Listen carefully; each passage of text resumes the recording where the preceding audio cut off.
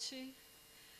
Estou muito feliz também com o convite. É uma noite bem especial para mim. Acabei de defender o doutorado em maio. Estava falando com o Vicente que a gente é recém-doutor, mas é de uma pesquisa que vem de um tempo grande, especialmente para mim, de um contato com esse material. Então, estou feliz especialmente por estar aqui num colóquio super assim diferente, inventivo, numa escola, num espaço que também me parece muito novo e que eu tenho acompanhado, mas que eu não conhecia ainda. Então, estou bem feliz também de estar aqui nesse espaço. Então, os professores Ivan Cabral e Joaquim Gama não estão aqui, mas agradeço também a presença, o convite, né, que eles fizeram.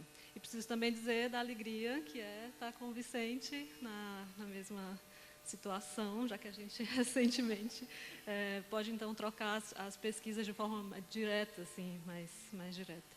Bom, a pesquisa que eu desenvolvi no programa de pós-graduação da Universidade Federal da Bahia, o programa de artes cênicas lá, eu sou de Fortaleza, mas eu fiz meu doutorado lá em Salvador, partiu do desejo de investigar as peças didáticas. Era uma vontade de me aprofundar nesse material, um contato que eu já tinha tido no mestrado, mas que eu não tinha investigado da forma que eu queria e imaginei que eu pudesse fazer isso. Fazia mais ou menos uns 10 anos que eu tinha terminado o mestrado, me tornei professora em Fortaleza, dentro de um curso de licenciatura. Bom, eu me envolvi com tudo isso e aí finalmente resolvi, não, está na hora de comecei a experimentar muito esses textos com os alunos no curso. E, ao mesmo tempo, me envolvi muito com um grupo de teatro, que é o Teatro Máquina, que é o meu grupo que tem 10 anos também. 10 anos agora, em 2013. Então, assim, eu acreditava no projeto que era possível encontrar, a partir das peças didáticas, uma espécie de poética brechtiana que cruzasse dramaturgia e encenação, que fosse forjada nesse cruzamento da dramaturgia e da encenação. Só que aí, durante a pesquisa, a gente se envolve com muitas leituras, né, com outras leituras e se conecta com autores que não estavam talvez previstos, tão previstos no projeto. E um desses autores é o Benjamin, e por isso eu também pensei em falar um pouco dele hoje. E as leituras que eu fiz me ajudaram, né, junto com o trabalho com o grupo, a redesenhar esse objeto, que era o objeto do projeto, num objeto que vai se definindo melhor ao longo da pesquisa. E isso me permitiu fazer perguntas um pouco mais precisas acerca do que eu queria mesmo na investigação das peças didáticas no doutorado. E aí eu trabalhei com o Fatzer, né, que é um texto do Brecht, que é inacabado, um texto que ele não terminou e que é composto por formas variadas, formas textuais variadas, muito variadas, desde diálogos até uma parte teórica, fragmentos de coro, fábula, comentário. Então, é um texto que é muito complexo em sua forma, isso sempre me atraiu também. E então eu pensei assim, se o meu material de base é um material que se encontra em fragmentos, isso vai me ensinar alguma coisa sobre como rever esse objeto inicial, que é discutir ou investigar as peças didáticas. E aí eu pensei hoje em apresentar a minha pesquisa, né, tratar da minha pesquisa mais propriamente, em 3 aspectos, a partir de 3 aspectos. O primeiro seria tentar rever essas perguntas que eu falei no começo, essas perguntas mais precisas que eu fui definindo a partir do Benjamin. Depois, falar um pouco da estrutura metodológica mesmo do trabalho, que eu acho que isso é interessante, e também o que resultou, afinal, no que a pesquisa chegou. E eu acho que assim a gente pode refletir sobre os novos caminhos da experimentação com a dramaturgia e o que o projeto poético das peças didáticas pode nos ensinar. A gente pode, assim, fazer novas perguntas. Bom, então, assim, eu acho que a pesquisa se insere dentro do campo da pedagogia do teatro, mas investigando um processo de jogo com atores de um grupo profissional. Então, assim, não é diferente do Vicente, que ele vai falar disso, né? Ele tem um trabalho dentro da universidade com os alunos de um curso, né? Eu trabalhei com o texto, mas com atores do grupo que eu faço parte. E E eu fiz, assim, nesse trabalho, eu me utilizei dos procedimentos que são indicados no projeto brechtiano da peça didática, que são o modelo de ação e o estranhamento, para abordar, a partir desses instrumentos, fazer uma abordagem do material dramatúrgico. E aí para começar, então, eu queria, primeiro aspecto seriam essas perguntas. Tentar retomar parte do percurso investigativo e expor algumas das perguntas que me ajudaram no tratamento do problema de pesquisa, né? Bom, como eu já falei, parte dessas perguntas que foram se tornando mais precisas e que ainda me motivam, me mobilizam, se deve ao contato com a obra do Walter Benjamin. O Benjamin, como a gente sabe, foi contemporâneo do Brecht, né? Filósofos interessantíssimos que faz da matéria teatral matéria para pensar sobre a filosofia, e não o contrário, não pensa o teatro a partir da filosofia, mas a arte serve para fazer filosofia, para fazer pensamento, assim.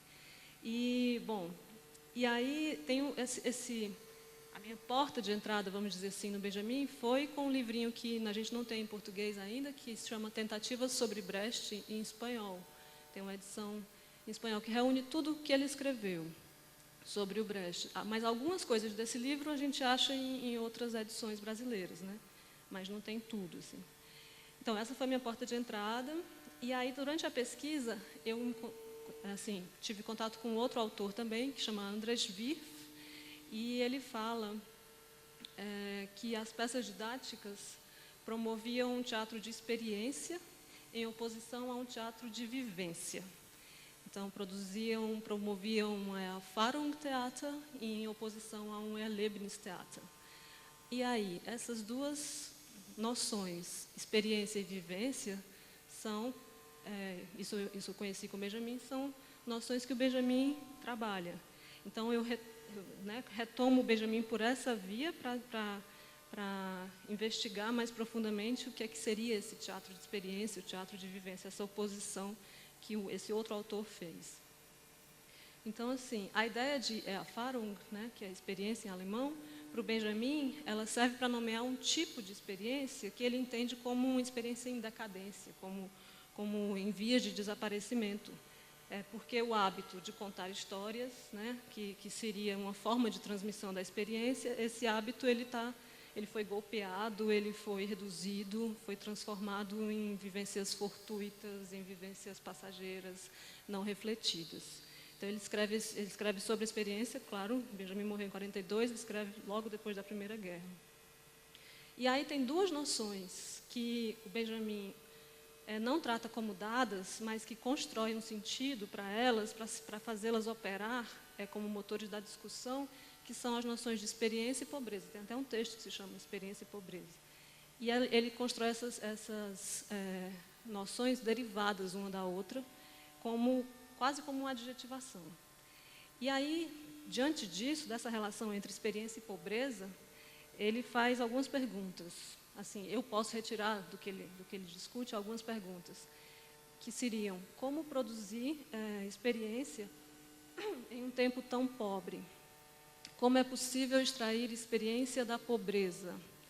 Que qualidade de experiência se pode extrair da pobreza? E uma das pistas que ele indica é a de que, diante da pobreza de experiência, caberia à arte, especialmente, introduzir um novo e positivo conceito de barbárie. E aí, o conceito de barbárie me remete imediatamente à figura associal que o Brecht constrói para o Fatzer, né? É um dos associais da dramaturgia do Brecht, que os associais têm esse método de revelação a partir de ações extremas, né? Então, voltando para a peça didática, eu faço essa pequena digressão aí com a experiência e da defesa que o Benjamin faz de Brecht, como, né, nesse texto sobre a experiência também ele fala que o Brecht, é um dos artistas do seu tempo que se ocupam em inventar novas formas de narrar. Eu comecei, então, a estruturar a etapa prática da minha pesquisa. Minha pesquisa tem uma parte teórica, uma parte prática de investigação desse material, do material Fatzer, mobilizada por essa pergunta: como invocar a experiência, né? Como trabalhar com o tipo associal do Fatzer como um modelo produtivo para chegar em novas formas de narrar. O Fatser é um modelo para desenvolver novas formas de narrar? Isso me interessou bastante e movida um pouco por essas perguntas, eu desenvolvi a parte seguinte da pesquisa. Bom, o texto fragmentado e com diferentes formas textuais me indicava, o texto do Fatser, como eu falei, é todo fragmentado, me indicava a possibilidade de investigar mais profundamente os modelos narrativos já postos no texto e deles retirar motivos e desenvolver jogos e atividades. Então, eu parto do texto, o texto como, não só como modelo de ação, mas também como princípio propositor assim, para o trabalho. E aí, diante dessas perguntas, a gente meio que tem um primeiro aspecto que eu queria falar e vamos passar para um segundo aspecto, que trata especialmente da estrutura metodológica da pesquisa. Bom, na pesquisa, eu experimentei a qualidade de texto modelo do Fatser a partir da teoria da peça didática. O projeto da peça didática contempla tanto os textos escritos como uma teoria escrita sobre isso. E elegi como instrumentos didáticos, especialmente, o modelo de ação e o estranhamento, ou o distanciamento, na perspectiva de explorar, a partir desses instrumentos, estratégias narrativas com o meu grupo, com o grupo que eu faço parte, o Teatro Máquina. Bom, eu defendo duas coisas, vou dizer. Defendo que a produção de novas estruturas narrativas está imediatamente relacionada à descoberta e criação de jogos para a cena. Assim, a experimentação na cena revela novas formas de narrar, de contar. Os textos das peças didáticas são essencialmente textos abertos para o jogo, e para a atualização. Então, o conceito de modelo de ação, que está ligado imediatamente ao entendimento do que é o projeto das peças didáticas, ele implica em uma atitude diante do texto, em abordar o texto como um material poético sobre o qual uma ação se dará. Então, as peças didáticas são encaradas nesse meu trabalho desde o começo como peças abertas ao jogo. E o Fatser, ele já contém isso quase que naturalmente. A gente não pode falar de natural com Brecht, mas quase que naturalmente, a forma já é muito aberta.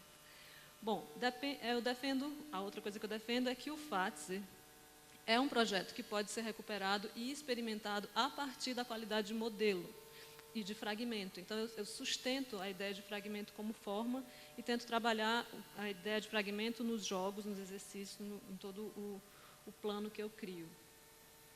Bom, a prática com o grupo aconteceu em 13 encontros, a gente se reuniu em 13 vezes durante 1 ano e meio, mais ou menos, e foi dividida em 4 etapas de trabalho. É um grupo, então, que tem uma sede, tem um espaço, a gente tem condições de realizar um trabalho de forma continuada, A gente vem fazendo isso como grupo, assim, tentando resistir como grupo de teatro num trabalho continuado, que não é só de produção de espetáculo, é também de pesquisa, de formação, Então, a gente tinha a condição de realizar esses encontros.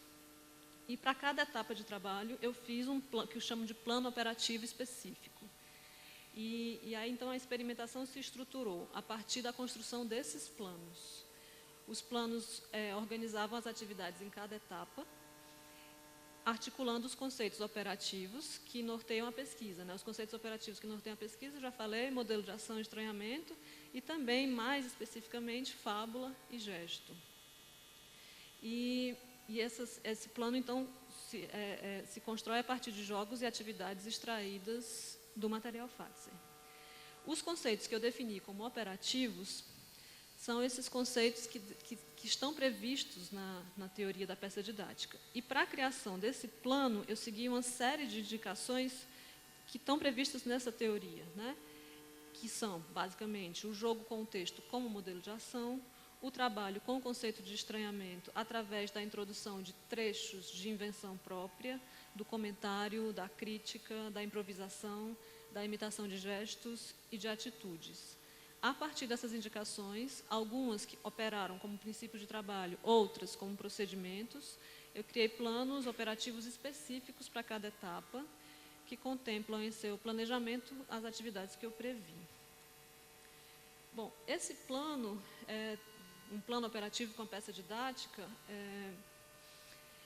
que trata a peça didática como matéria poética, esperava poder contemplar 3 dimensões, né?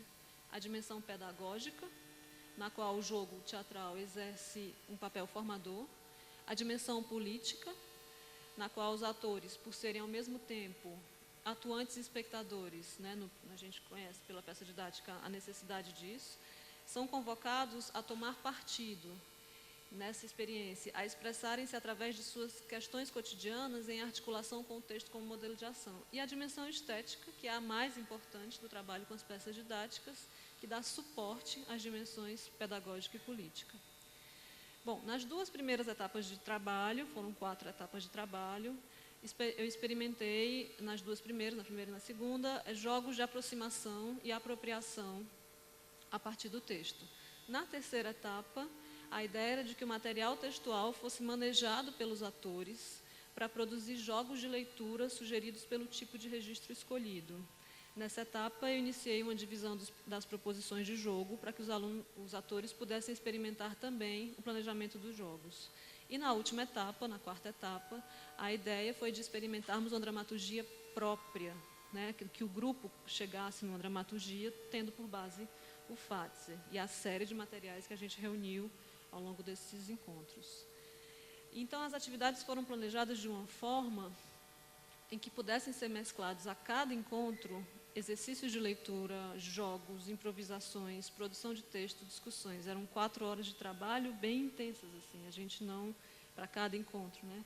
A gente não tinha meio que não tinha intervalo, era uma espécie de mergulho nessas 4 horas. Na primeira e na segunda etapa, eu selecionei as situações em diálogo do Fatser, desse material, porque eu assim, classifiquei, entendi essas situações de diálogo como situações de apresentação do problema Fatser, mais claras, mais diretas. E, através dessas situações, eu introduzi, então, os atores ao núcleo fabular do texto, né? E aos personagens. Na terceira etapa, eu previ a exploração de outras formas de texto, com os coros e as fábulas e os comentários. E na 4ª e última etapa, eu selecionei fragmentos em torno do centro de medo da peça. Existe um trecho lá que o Brecht nomeia como centro de medo da peça. E a partir desse trecho, a gente explorou a qualidade de modelo, criando um novo texto, que é a 4ª etapa, onde os atores se assenhoraram, vamos dizer assim, do material e desenvolveram um roteiro. Bom, essa é a exposição da parte metodológica da pesquisa, especialmente a fase experimental, né? E o último aspecto que eu imagino poder tratar é o que então, de uma pesquisa que é grande, a gente estava até falando sobre isso ontem, assim, que é difícil dar conta de um trabalho que dura 4 anos, né, que envolve tanta gente, que envolve um material denso, né? O Fatser em manuscrito são 500 páginas, é um negócio absurdo. Bem que tem uma página que tem uma linhazinha escrita, mas de todo jeito é um material muito denso, extenso. E aí eu penso assim que, pelo menos tentar apresentar no que a pesquisa chegou, esse plano operativo, esse desenvolvimento das atividades é uma das coisas que eu acho que é interessante, assim, um aspecto que não é só metodológico, mas também que é de como o material, a gente se aproximou do material, a forma da gente ter se aproximado do material.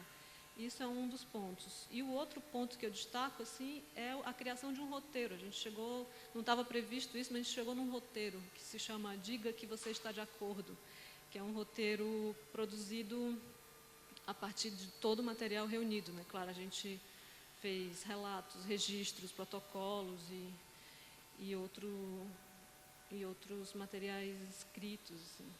Então, a partir da reunião desses materiais, que eu gosto de chamar de síntese poética da pesquisa, onde tem uma etapa de criação especialmente poética mesmo assim, porque nesse trabalho eu me vi diante de procedimentos muito interessantes de corte, de supressão, de justaposição, partindo do que havia sido desenvolvido nos jogos e tentando reunir e respeitar a produção que tinha acontecido durante esses encontros, né?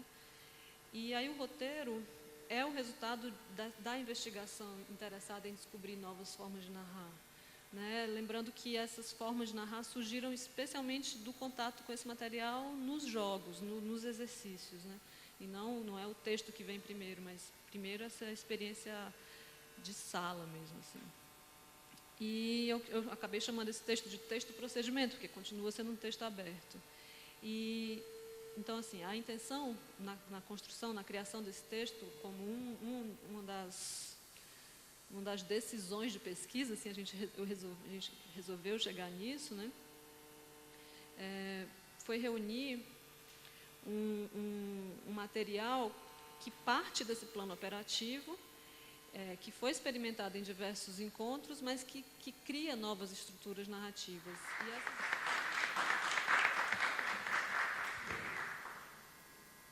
Boa noite a todos. Eu quero imensamente agradecer a professora Ingrid pelo convite para participar dessa mesa, agradecer a Fran, que compartilha comigo esse momento, o Joaquim e o Ivan, e agradecer vocês. Aqui tem alunos meus, olha só, do tempo do vocacional, que vieram lá para me ver, tem a Nina, enfim, que são meus alunos que acompanham a minha trajetória como professor, e a gente não tem como dissociar, né, essa prática justamente das pesquisas que foram realizadas, né, e que culminaram na tese que se chama Baden-Baden, Modelo de Ação e Encenação em Processo com a Peça Didática de Bertold Brecht. Essa foi a tese que eu defendi agora em abril, né? O Kim fez parte da banca, a professora Ingrid foi minha orientadora. E o que eu trouxe aqui, na verdade, é um pedaço assim, sucinto da pesquisa, que, na verdade, partiu de uma premissa que questionaria, digamos, uma das coisas que envolvem a ideia da peça didática, que é o fato dela ser, muitas vezes, pensada como uma fase, né, do jogo, da formação, mas que existe aquele tabu, né, de que Brecht fala que você aprende no exercício com a peça didática quando você atua com a peça didática, mas não necessariamente quando você encena, né, a plateia ficaria num outro lugar. Mas o desafio, né, que acabou aparecendo na minha prática foi justamente o que acontece se a gente decidir, então, apresentar, né, onde que a gente vai testar esses limites aí dessa ideia. Então, esse recorte que eu fiz da tese, eu resolvi dar esse nome assim, né, peça didática, encenação e modelo de ação, só para a gente tentar entender, na verdade, o foco principal dessa fala que a gente vai, né, quais são os elementos principais. Então, no livro que a professora Ingrid citou aqui no começo dela, né, a sua tese de doutorado, ela diz o seguinte, no Brecht, um jogo de aprendizagem: a peça didática ensina quando nela se atua, não quando se é espectador. Em princípio, não há necessidade de espectadores, mas eles podem ser utilizados. A peça didática baseia-se na expectativa de que o atuante possa ser influenciado socialmente, levando a cabo determinadas formas de agir, assumindo determinadas posturas, reproduzindo determinadas falas. A imitação, atenção, prestem atenção nesse momento, a imitação de modelos altamente qualificados exerce um papel importante, assim como a crítica a esses modelos por meio de alternativas de atuação e improvisação bem pensadas. Então, aí estaria a ideia que vai nortear esse conceito, né, da peça didática do Brecht, desses recursos didáticos, que seria o modelo de ação e o estranhamento.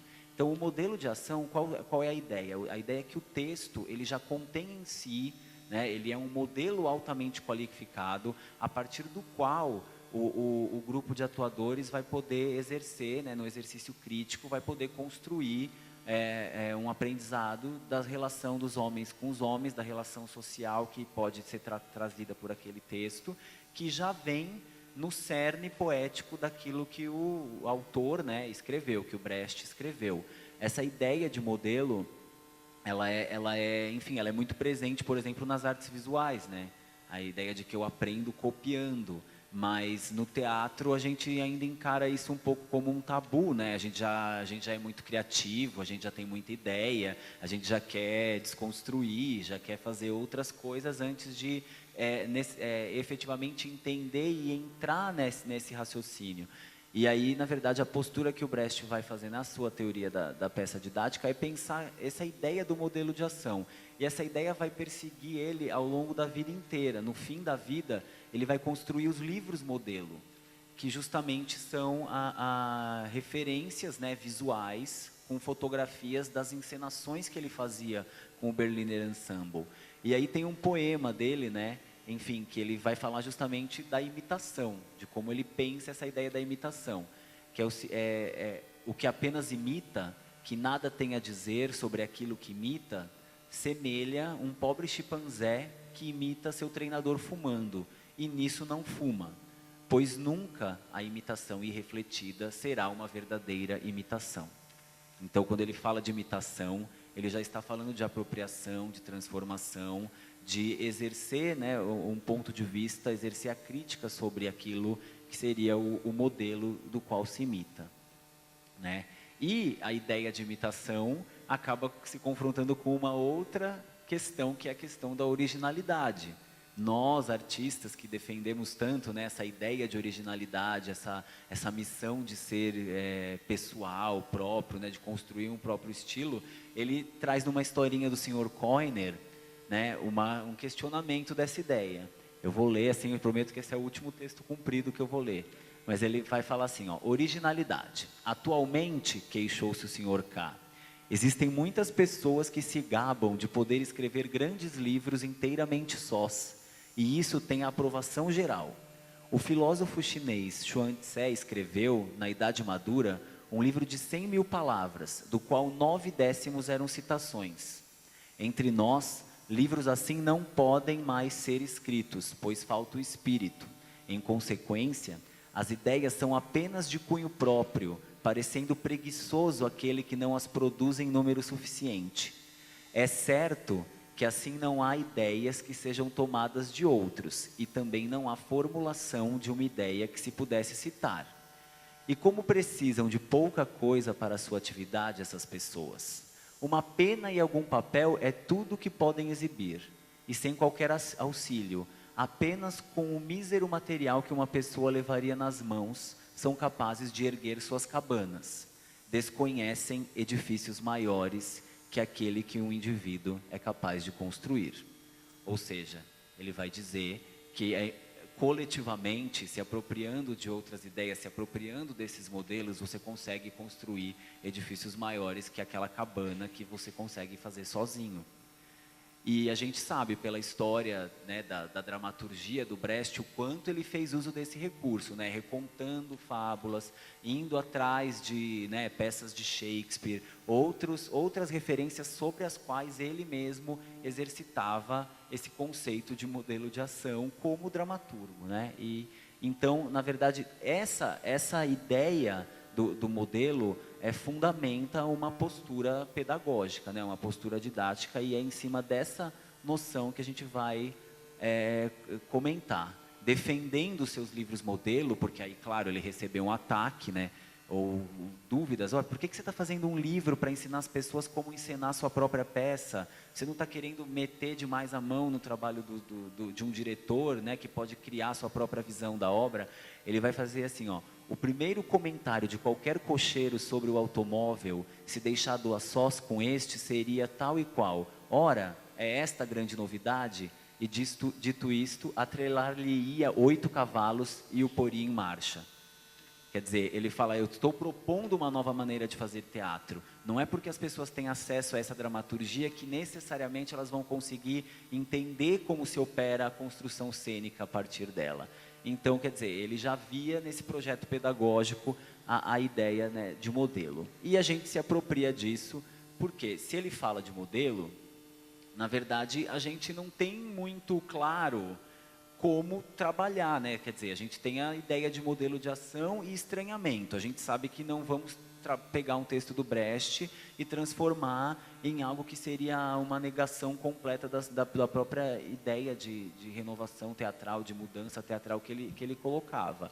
Mas o jogo, né, a improvisação, são matrizes que ele traz como essenciais para esse exercício com os textos das peças didáticas, mas nós, né, contemporaneamente, temos que descobrir de que maneira a nossa identidade, a partir da nossa própria experiência, poderíamos operacionalizar essa relação com os atores com os quais a gente trabalha, com a gente mesmo, ao exercitar esse jogo. Então, abre um campo de pesquisa, né, de encontrar estratégias de transformar esse modelo texto, né, em exercícios de busca, né, de gestos, de estranhamento, de propostas cênicas, que um primeiro modelo que eu vou dizer, né, da minha experiência, que eu analiso num dos capítulos da tese, é esse que eu batizei de 7 vezes Sr. Schmidt.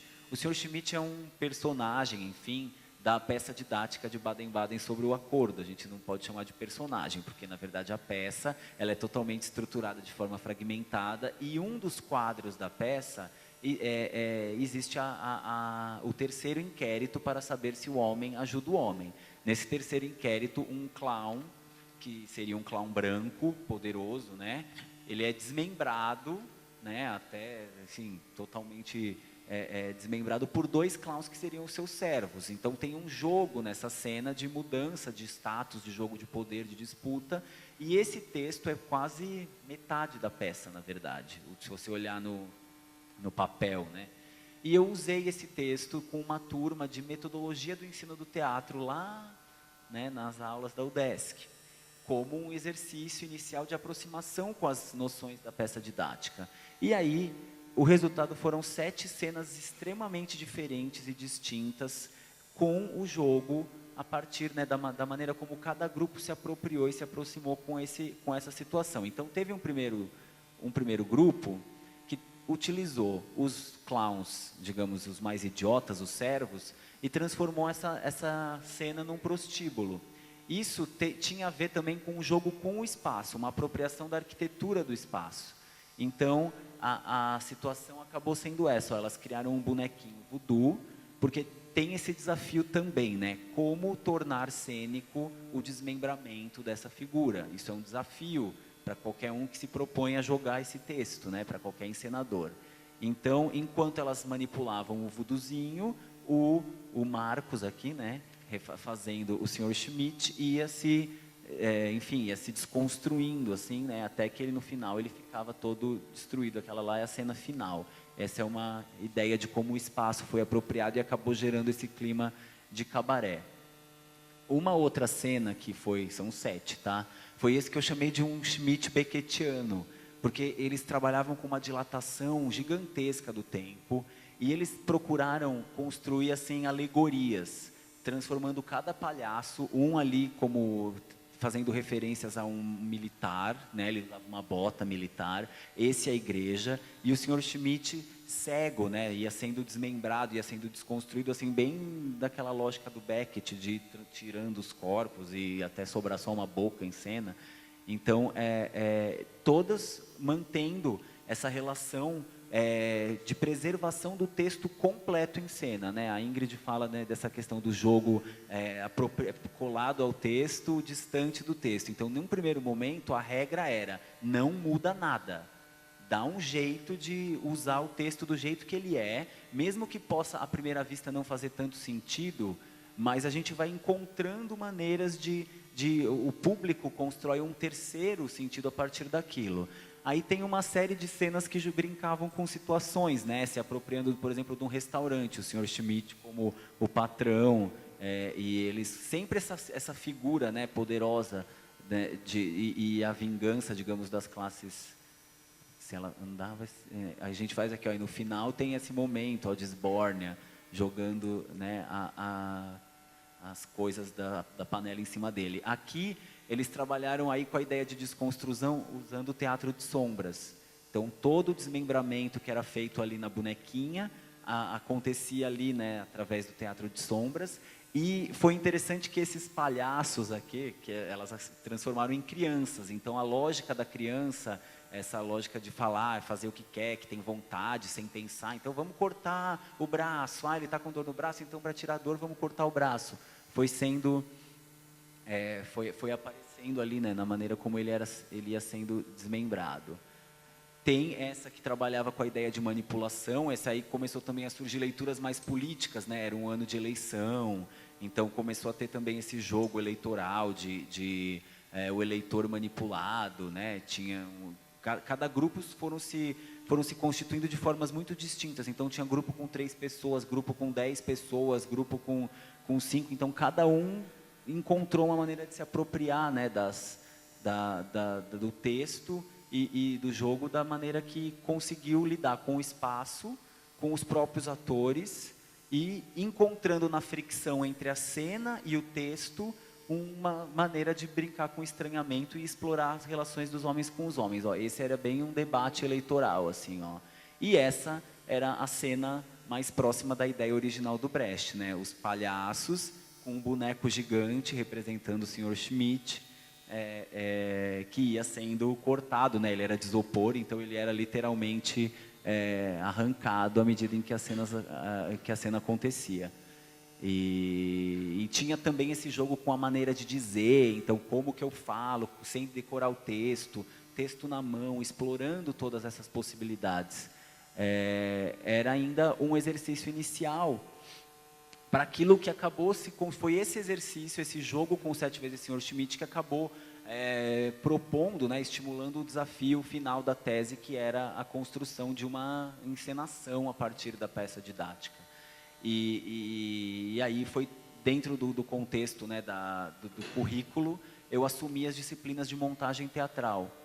E aí, durante um ano, eu teria tempo para explorar, né, junto com um grupo de alunas, atrizes, porque acabou sendo um grupo de mulheres, né, não foi intencional, aconteceu, eram as pessoas que estavam matriculadas. A gente começou a trabalhar em cima da peça didática de Baden-Baden sobre o acordo.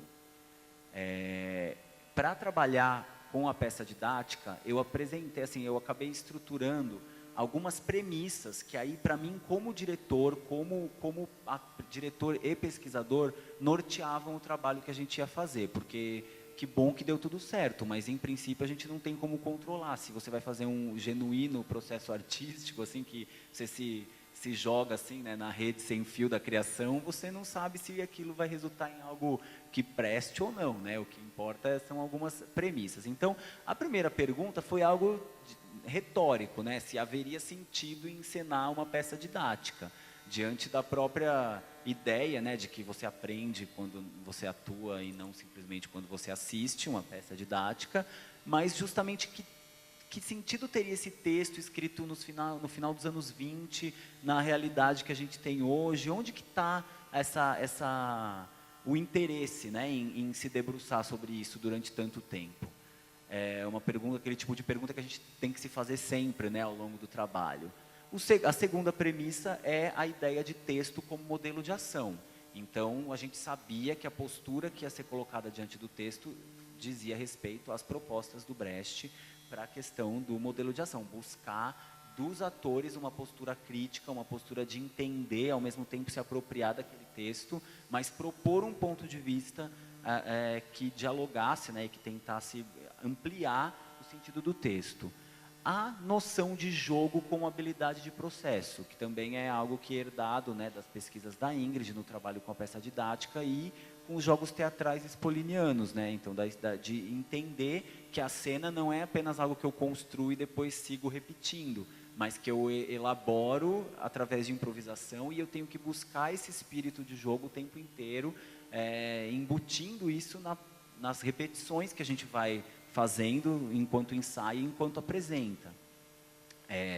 A quarta premissa foi justamente explorar a questão do coro, que é muito forte na peça didática, e como eu tinha um grupo de 11 pessoas, o meu sonho era ter 25, mas enfim, só tiveram 11, porque eu queria justamente jogar com essa noção, né? Porque a peça didática de Baden-Baden, ela parte da fábula imaginária de um avião que cai e os mecânicos acidentados vão pedir ajuda né, em uma cidade, enfim, um local imaginário, a gente, né, não sabe direito, e ali o óbvio seria, não, vamos ajudá-los, eles são acidentados, mas como o Brecht segura, né, a ação, suspende a ação para que a gente possa entender as relações que podem estar por trás daquilo, ele instaura esses inquéritos para saber se o homem ajuda o homem.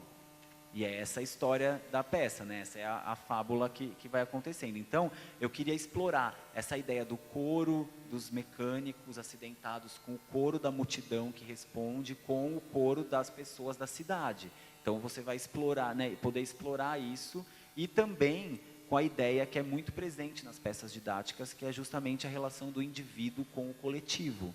É um dos grandes temas das peças didáticas que se materializam na forma do coro, na maneira como ele usa o coro na cena. E aí, claro, a gente acabou se vendo, né, diante dessa questão de se você aprende na peça didática quando você atua, né, com ela e não quando você apresenta, então como a gente pesquisaria uma maneira de que o público não ficasse confortável na sua posição de espectador, assim, recebendo, né, um espetáculo que acontece diante dos seus olhos. Então a gente deu trabalho para o público, porque uma das primeiras coisas que a gente tirou foi a relação à italiana e pensou, as pessoas entram, as pessoas podem, enfim, pegar a sua cadeira e vamos brincar explorando a arquitetura da sala, faz uma cena de cada lado. Então a gente começou a fazer não é nada de novo, assim, mas essa ideia de tirar o público de uma posição confortável, quer dizer, ele só vai sentar e ficar parado nesse lugar a hora que a gente decidir que ele pode respirar e prestar atenção naquilo que a gente está fazendo, assim, de maneira, né, 100%. Então, o processo todo passou pela definição do texto, porque a gente estudou todos os textos das peças didáticas, a gente dividiu o processo em comissões de trabalho, né? Trata-se de uma disciplina, então tinha a comissão de figurino, a comissão de produção, a comissão de cenografia, a comissão de iluminação, a gente foi tentando, né, várias instâncias, e o primeiro trabalho que a gente fez foi trabalhar com as composições, porque, para mim, a peça didática de Baden-Baden é uma reflexão muito forte sobre a morte. Né? Tem aquela famosa cena do pensador, né? que o Brecht, né, no meio do espetáculo, vem um narrador que conta uma parábola de um pensador que sobrevive à tempestade quando ele se reduz à sua menor grandeza, quando ele se liberta de tudo, e isso é um paradoxo, né, uma provocação do Brecht para que a gente entenda o que a gente precisa renunciar para né, para entender o que seria esse corpo coletivo que tanto se busca, né? A Fran e o Vicente, foi um prazer, como sempre é, a gente debater esse assunto. O melhor seria a gente experimentar, fazer uma prática. Mas, enfim, a estrutura de um colóquio, para o ano que vem a gente precisa mudar isso e botar a plateia como atuantes, né? E inverter. A gente fez o antididático total aqui, fazendo uma palestra sobre a peça didática. Então, muito obrigada.